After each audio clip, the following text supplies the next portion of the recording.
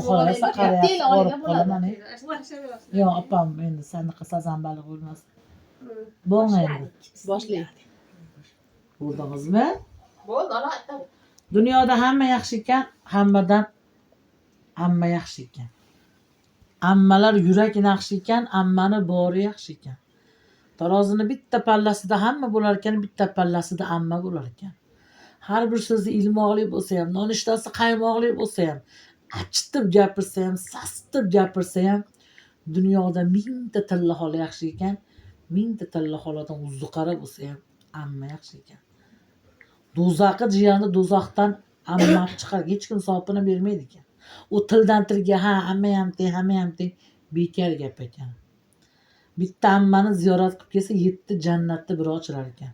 U tildan tilga ekan, ha hamma ham teng, hamma ham teng deb. Ham menga bitta ammam teng degan ma'no bor deydi o'yda. El olamga arziydigan ammam bor. El olamga arziydigan ammam bor. Olam taniydigan ammam bor. Ha, qiling. Gar sog'insam suyunadigan ammam bor, ammam bor. Otam hidi kelur undan ammam bor. Gar sog'insam suyunadigan ammam bor, ammam bor. Otam hidi kelur undan ammam bor. Mening ammam ammalarni sardori bo'lgan edi otammi xaridori.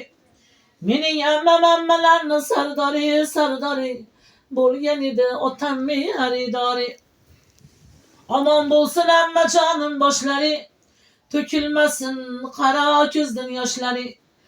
Men tilayman imonu bardoshlarni, o'ziga ko'p bino qo'ygan ammam bor. Otam hidi kelur undan ammam bor. Amma desam yurak bag'rim yashnaydi, otam endi jannatlarda yashaydi. Mening ammam ammalarni sultoni bo'lgan edi otamni xaridori.